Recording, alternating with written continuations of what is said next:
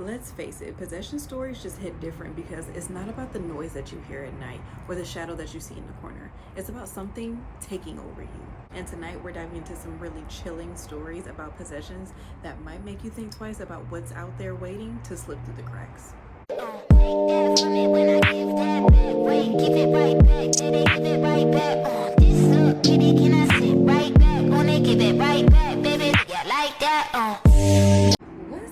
What's good in the YouTube hood? It's your girl Luna Nova, and I'm back with another one for y'all today, and we are getting into possessions.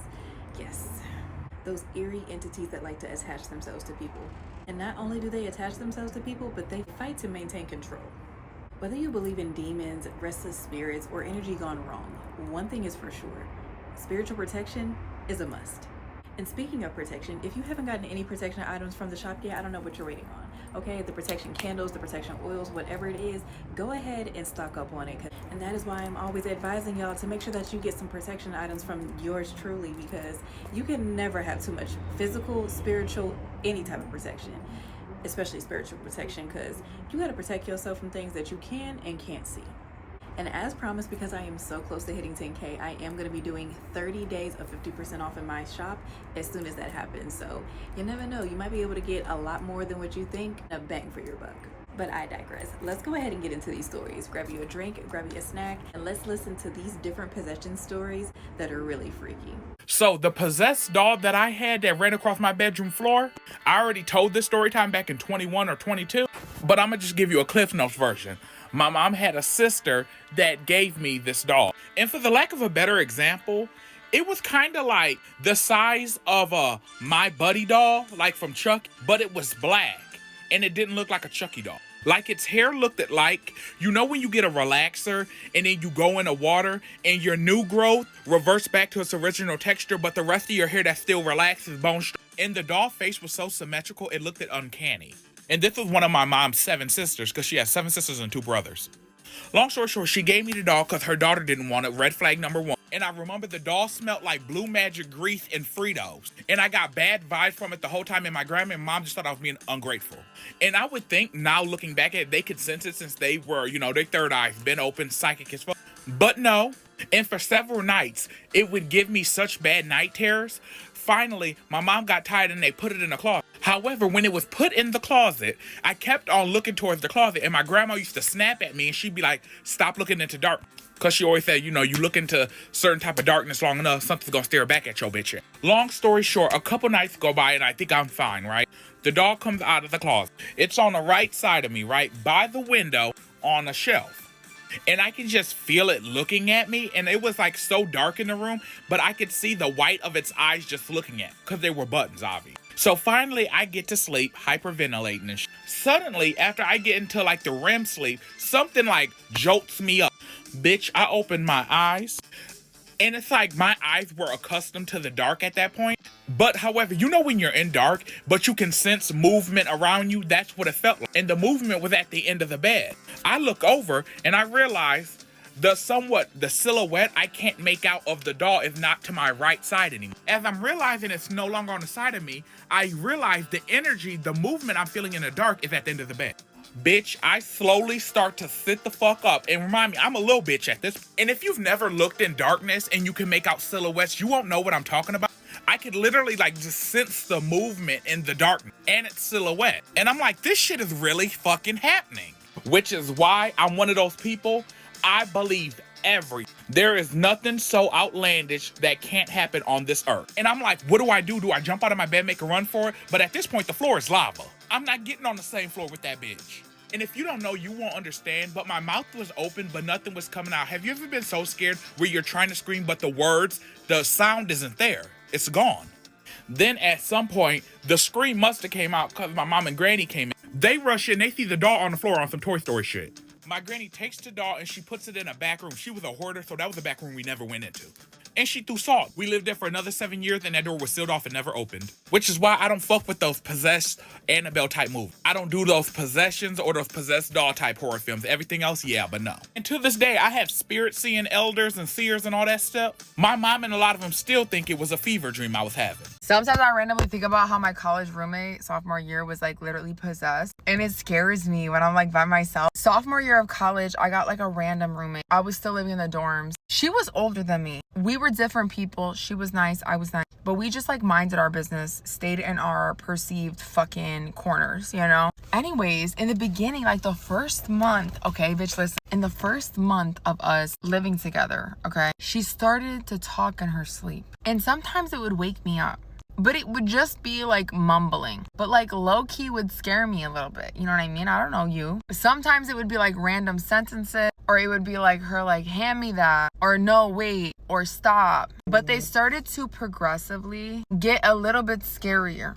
Okay, so anyways, one weekend I have my brother come visit me, and I had told her that my brother was gonna come visit me, and me and my brother were gonna share my bed but sleep opposite ways. Okay, and the way that the room was set up, like my bed was here and her bed was here, but like facing me. Okay, you get what I'm saying? Anyways, I take my brother out. We had a whole night. It was great, wonderful, whatever. We come back, she's sleeping, and so I'm telling my brother like, shut the fuck up, we gotta go to bed, we gotta go to sleep. And so he lays one way, I lay the other way. We are now like laying in bed. We're like giggling. Me and my brother are only a year apart, okay? And so I'm like, shut the fuck up, go the fuck to bed. It now gets quiet, okay? It's like quiet time. We're done giggling, whatever. We're laying in bed when all of a sudden, out of nowhere, now mind you, it wasn't like pitch black in my room. There was like just enough light coming out of the window that you can like see silhouettes, but you couldn't see like details, okay?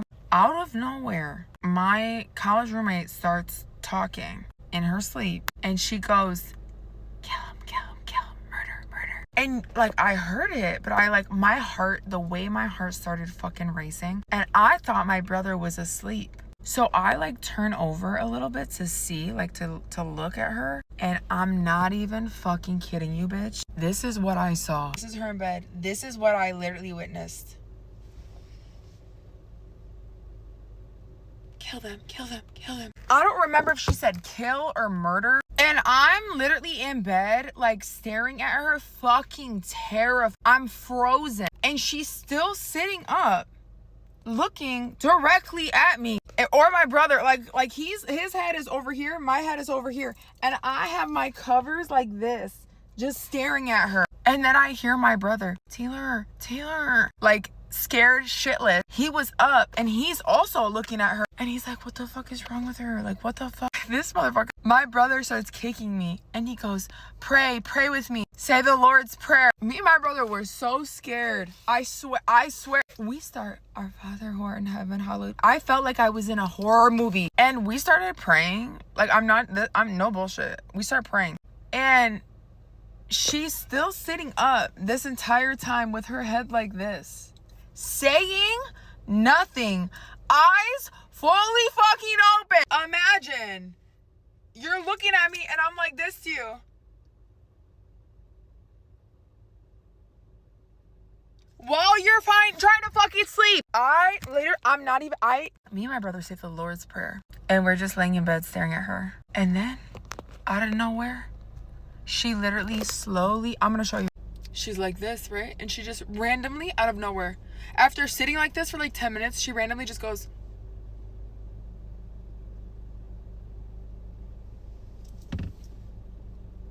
Exactly like that. I'm actually kind of scaring myself right now. Every time I think about that, I get so scared. Like my heart starts racing. I'm like literally, I'm not even joking. Like, and then the next day, I asked her, I'm not even joking. This is the weirdest part of the whole story. I asked her, I was like, do you like talk in your sleep, or do you like sleepwalk? And she's like, what do you mean? I'm like, has anybody ever told you that you like talk in your sleep, or like you like sleepwalk, you like move around? She was like, no I don't. And I was like, yeah, you do. And she was full-blown convinced that she didn't, because nobody had ever told her that, which makes me so much more scared. Anyways, I hope she's doing well. I'm about to tell y'all something so fucking scary. And I just like, I was gonna wait and save it for the next episode of my YouTube about like how I'm like almost positive my parents are involved in some kind of cult.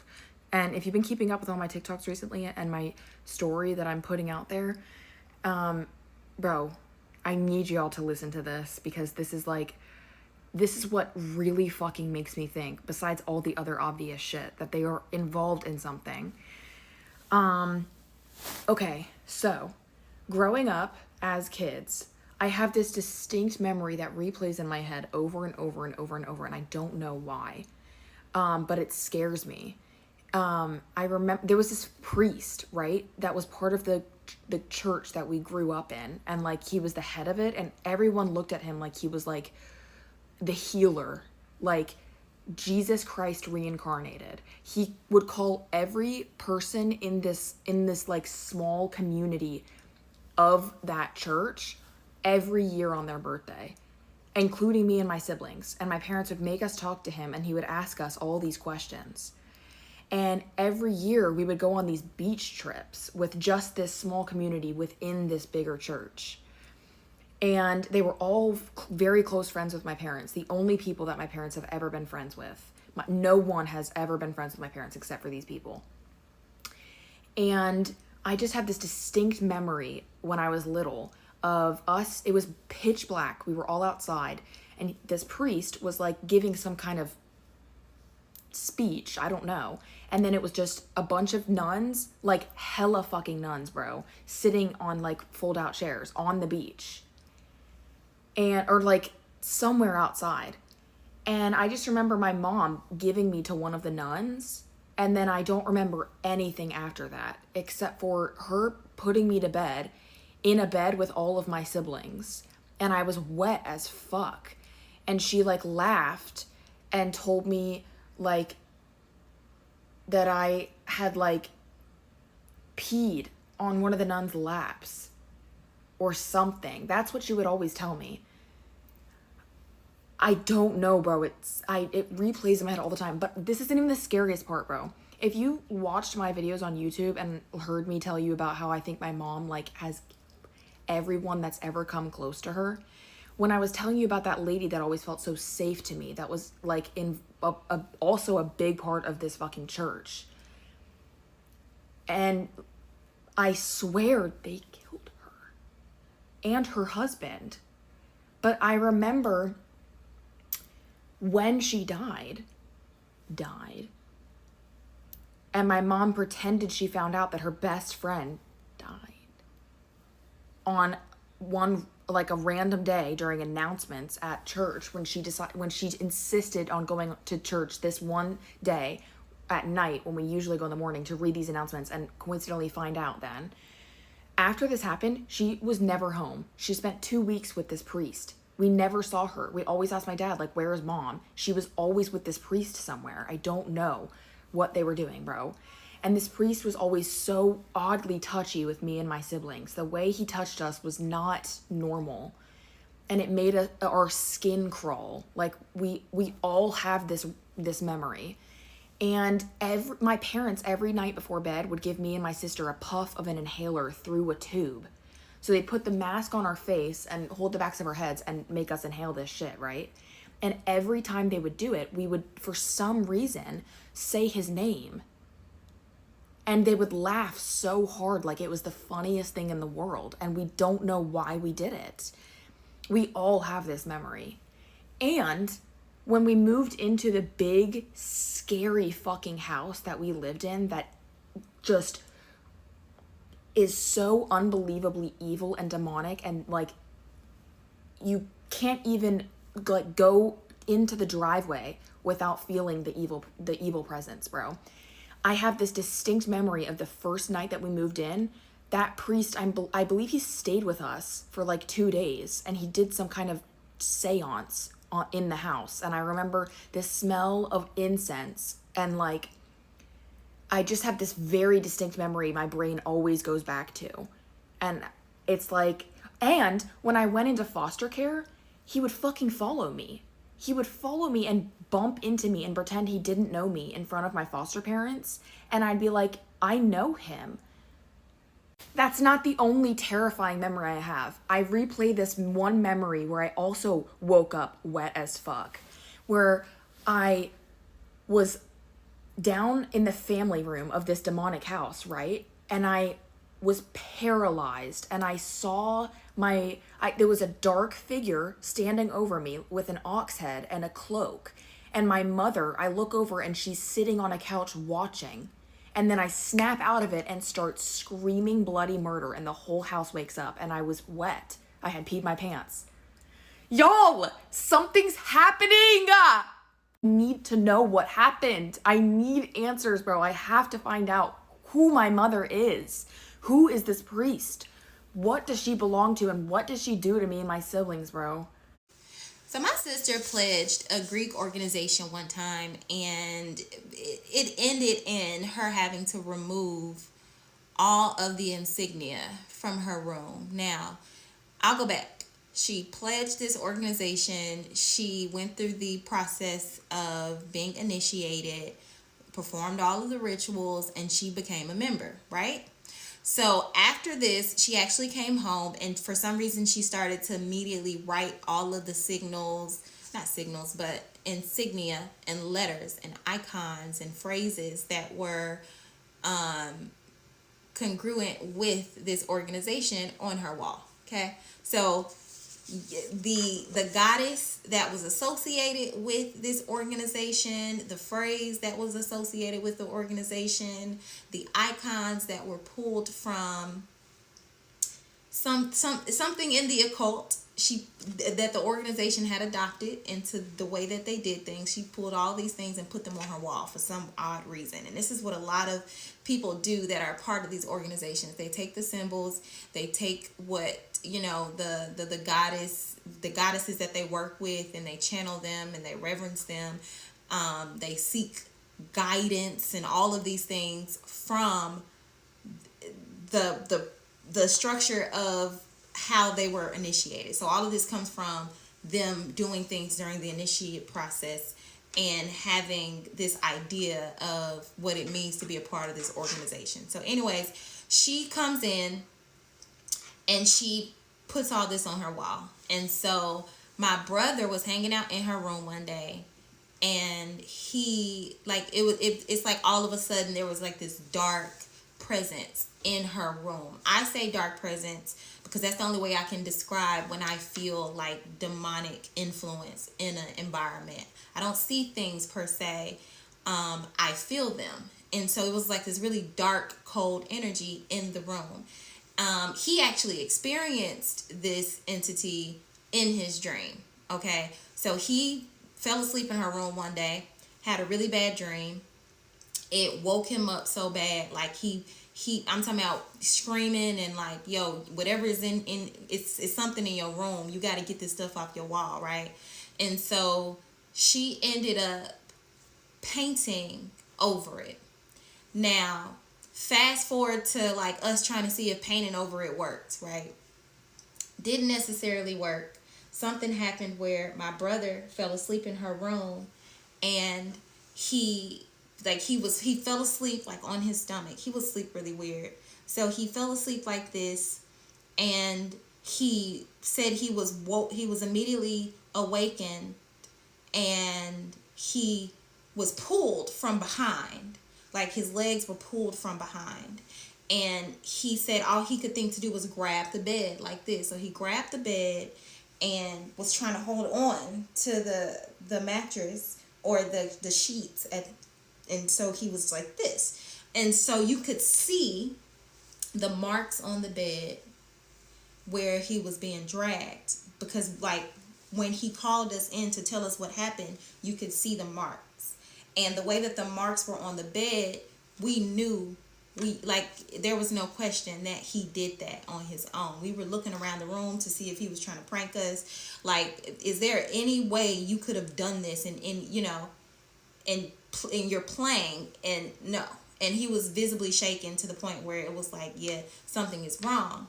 And so after this situation, now my brother's kind of investigating to see like, what is happening in this room even more. So one day he came into the room and there was a projection of light on the wall, and the projection was in the shape of an eye. And it was weird because we were trying to look. The only thing I could call it is a shadow, even though it wasn't a shadow. Instead of it being like a black shadow. It was a light, and it was in the shape of an eye. It had like lashes, and it had like, it was an eye, and he was doing this to try and see if like the light would cut it off at any point. Like him putting his hand up to the eye would cast a shadow. And so it never cast any shadow. It was just an eye like this on the wall.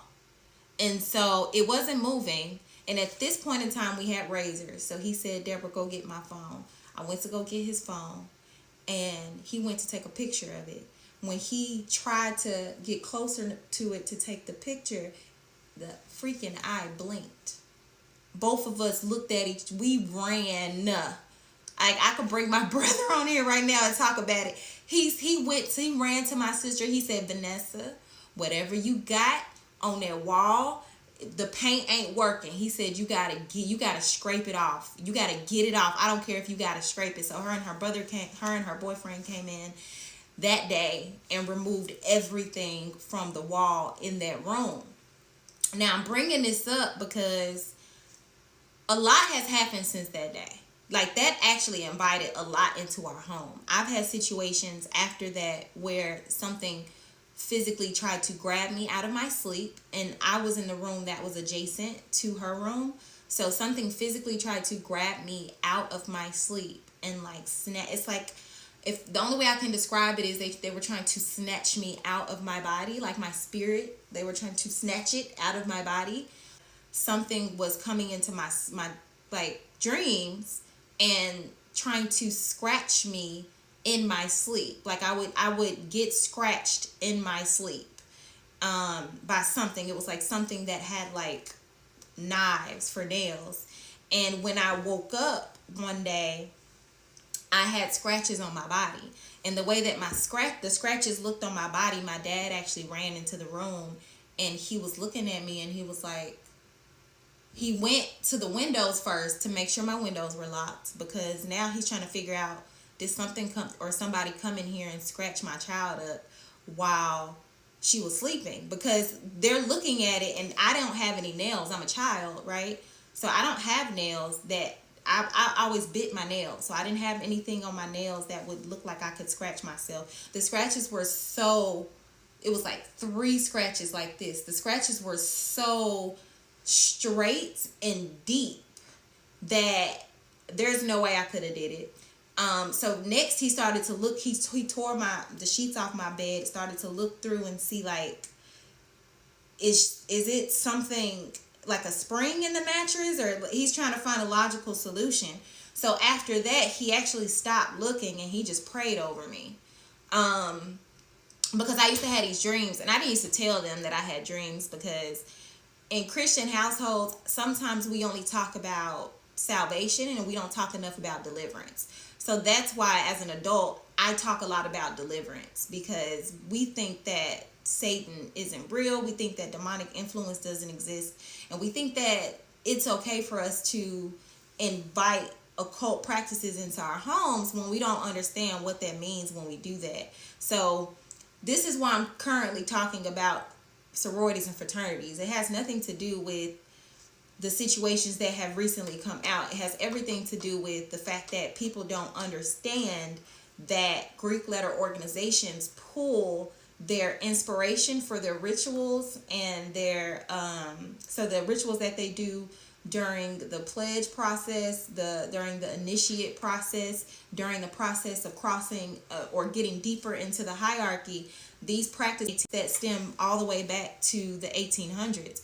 You don't understand what it is you are inviting into your home. You don't understand the symbols. You don't understand the significance of them using certain goddesses. And even though they're telling you that you're not worshiping this goddess, you calling out and having a ceremonial table, you're creating a spiritual covenant with this entity, and you're inviting this into your life. You don't understand what you're doing. And to this day, honestly, my sister, I don't even want to talk about it, but talk about somebody being plagued with the influence of them being connected with something that is demonic, but not publicly renouncing it. I keep the rosemary on deck. I do not play that. Them demons can get running up and down the hallways. Be gone, demon. Look, no, I need it, no. Because as I stated before, I may love all the spooky people, places, and things, but one thing I'm not going to do is sit up there and play with spirits. Okay? Because that's how things like this happen. When you play with things, when you taunt things, especially things that you don't know how to handle. Some things are just above y'all spiritual pay grade, and I'm gonna need y'all to understand that. Accept that. That's the reality of it. But that is it for tonight's creepy compilation of possessions. It's a very unique reminder that spiritual warfare is not just a movie plot. It's some people's everyday life. Ask me how I know. And again, if you loved this compilation, make sure that you go and hype this video up down in the comments, as well as let me know your possession stories or what you guys want to see next. But with that being said, I'm going to go ahead and wrap this up. My name's Luna. This is the Mystic Muse, and I appreciate you guys for being here. But I will catch you guys for the next one. So make sure that you drink your water, mind your business, and stay creative and protected. I'll be back with another video for you guys if the spirits allow it. Give it right back, did they give it right back? This look, kitty, can I sit right back? Wanna give it right back, baby, yeah, like that,